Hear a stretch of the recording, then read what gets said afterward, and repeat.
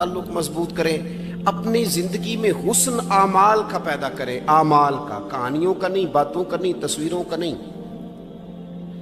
नई से नई पिक्चर का नहीं, आमाल का।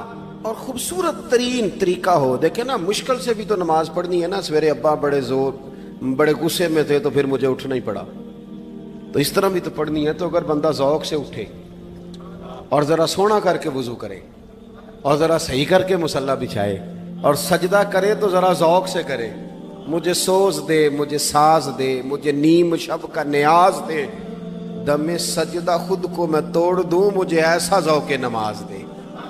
इस ज़ौक़ के साथ आगे बढ़े। मकासद जब बंदा समझ जाता है ना, मकासद, फिर उसके लिए आसानी होती है। मैंने अर्ज़ किया था ज़्यादा बातें नहीं करनी, मकसूद तो एक पैगाम देना है। अब हमने जाने वालों के लिए क्या करना है?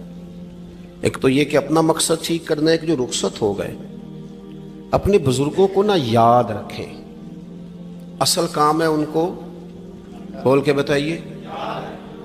साल के बाद ख़त्म, बड़ी अच्छी बात है। ससमाही, शशमाही, सहमाही सब ठीक है, उनको याद रखें। हुजूर ना याद रखते थे, अपनी वालदा का जिक्र करते थे, अपने वालिद की बात करते थे, अपने दादा का जिक्र करते थे।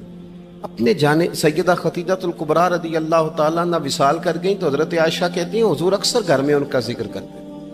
अपने बुजुर्गों को याद रखें, उनका जिक्र करें। उनको ना, वालिद के लिए ना वालिद होना शर्त है, PhD होना शर्त नहीं। वालिद के लिए वालिद होना शर्त है, मुफ्ती होना शर्त। वालिद अनपढ़ भी हो तो बच्चे को समझाने का सलीका से अल्लाह उसे अताकारी देता है।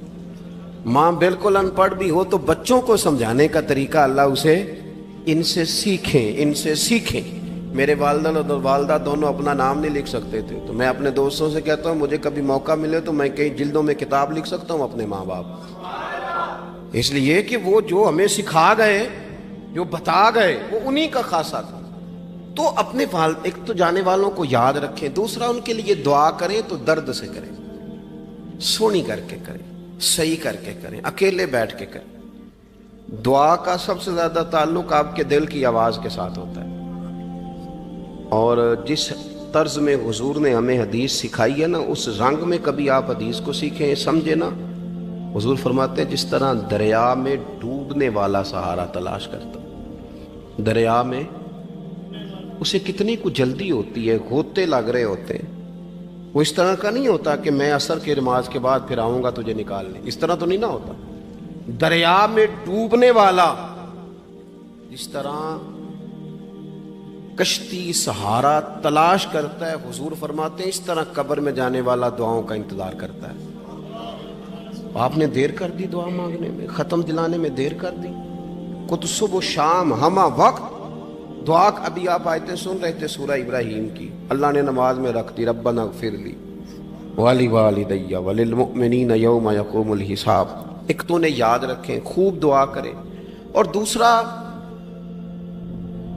कोशिश करें कि वो जो नेकियां करते थे वो नेकियां भी जारी रहें। जिन लोगों से उनका अच्छा ताल्लुक था वो ताल्लुक भी कायम रहे। ये भी कोशिश करें कि उनके लिए सदका तो खैरात करें और कीमती सदका दे। कीमती, मैं बात खत्म करने लगा हूं बस। कीमती सदका दे, कीमती। 15 तोले सोना घर में पड़ा होता है, कीमती होता है ना। कभी किसी ने चौक में बताया आके कि आज 15 तोले सोना मेरे घर में पड़ा है? बोलो ना, लगता है तो 10 छड़ना है। अगर घर में 50 लाख रुपए कैश पड़ा हो तो चौक में गली में आके आप बात करें कि घर में पैसे पड़े हैं, क्यों? कि वो कीमती हैं, कोई ले ना ले। तो ये जो 5000 मस्जिद देख के सारे मोहल्ले को बताते हो ये भी सदका था, ये बड़ा कीमती चीज थी। ये बताने वाला नहीं था, ये तो नेकी तो कीमती थी। कीमती चीज जो होती है वो तो छुपाई जाती है कि बताई जाती है। ये जो बेटियां हैं ना इस्लाम की, माएँ बहनें, ये कीमती हैं। इसलिए इस्लाम इन्हें कहता है तुम गलियों और चौकों में आने वाली नहीं, कीमती चीजें घर के अंदर रहा करती। तुम कीमती चीजें हो, तुम्हारा वजूद कीमती है। तुम कभी माँ हो, कभी बेटी हो, कभी बहन हो, कभी बीवी हो, कीमती हो। इसलिए तुम्हें इस्लाम कहता है कि घर के अंदर रहोगी तो तुम्हारी कीमत रहेगी। कुछ चीजें ऐसी हैं जो चौकों में गलियों में फैल जाए तो उनकी कीमत नहीं रहती। इसलिए तुम्हें कहा जाता है कि घर में रहो। ये जो तुम्हें चौकों में लाते हैं ये तुम्हें बेवकूफ़ करना चाहते हैं। بے قیمت کرنا چاہتے ہیں۔ انسان تھوڑی دیر کے لیے اگر تھوڑی دیر کے لیے غور کرے تو بڑے بڑے جانور انسان سے بڑے طاقتور ہیں، لیکن اللہ نے ان کی نکیل انسان کے ہاتھ میں تھما دی۔ اتنا بڑا جہاز ہے، ٹنوں وزن لے کے چل رہا ہے، انسان کے بس کی بات نہیں کہ وہ کئی لوگ لگ کے بھی اس کو اٹھا سکیں، لیکن اللہ نے اس کے قبضہ و اختیار میں کر دیا ہے۔ فرمایا هو الذی خلق لکم ما فی الارض جمیعا، زمین میں جو کچھ ہے سارا تیرے لیے بنایا ہے، آسمان میں جو ہے سارا تیرے لیے بنایا ہے۔ وما خلقت الجن والانس الا لیعبدون، فرمایا کل کائنات میں نے تیرے لیے بنائی ہے اور تجھے میں نے اپنی عبادت کے لیے پیدا فرمایا ہے۔ تو جنوں اور انسانوں کو اللہ نے اپنی عبادت کے لیے تخلیق فرمایا۔ مقصد زندگی، مقصد تخلیق، دنیا میں آنے کا مقصد اولین اور مقصد آخری اللہ کی عبادت، اللہ کی معرفت، اللہ کی طرف توجہ، اللہ کی طرف رجوع، یہی ایک مقصد تھا انسان کے آنے کا۔ اسی کو قرآن نے بیان کیا تھا۔ اپنے اپنے مقاصد، درود شریف پڑھنے والوں سے بلند صلاۃ و سلام علیک یا سید یا رسول اللہ۔ اپنے اپنے مقاصد، اپنے اپنے معاملات کو ہم نے ترتیب دے لیا ہے۔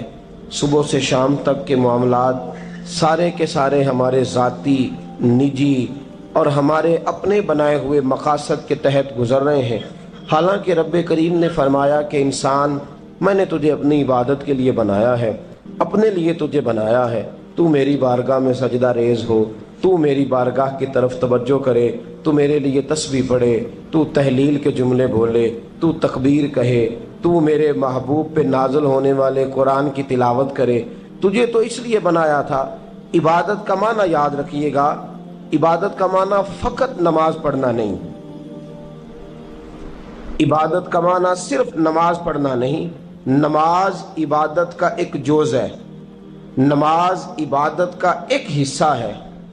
عبادت نماز پڑھنے کا نام نہیں، عبادت روزہ رکھنے کا نام نہیں، عبادت صرف اور صرف حج کرنے کا نام نہیں، فقط ذکر فکر کرنا عبادت نہیں، بلکہ اللہ کا حکم ماننے کا نام عبادت ہے۔ خدا رسول کی بات ماننے کا نام عبادت ہے۔ جہاں جانے کا خدا حکم دے وہاں چلے جاؤ، یہ عبادت ہے۔ جہاں جانے سے منع کر دے وہاں کبھی نہ جاؤ، یہ عبادت ہے۔ اگر نماز پڑھنے کا نام ہی عبادت ہوتا تو پھر فجر کی فجر کے وقت کیوں پڑھنی پڑتی، پھر ظہر میں ہی کیوں فرض ہوتی، پھر عصر کا وقت مغرب میں جا کے کیوں نہ شروع کیا جاتا، پھر انسان کی مرضی تھی جب پڑھ لیتا۔ فرمایا نہیں، عبادت میری ہے، اصل میری اطاعت ہے۔ میں جب کہوں کہ یہ فجر کا وقت ہے تو تجھے فجر مان کے پڑھنا، جب کہوں ظہر کا وقت ہے تو ظہر مان کے۔ ہم نے عبادت کو مخصوص کر دیا، مسجد میں چلے جانا، نفل پڑھ لینا، کچھ دیر قرآن شریف پڑھ لینا، کچھ دیر اللہ کی عبادت کر لینا، کچھ دیر ذکر اذکار کر لینا، اس کا نام عبادت ہے۔ اور باہر نکل کے بے شک جھوٹ بولے، باہر نکل کے بے شک غیبت کرے، باہر نکلے اور کم تولے، باہر نکلے اور اپنی من مرضی کرے، تو یہ عبادت نہیں۔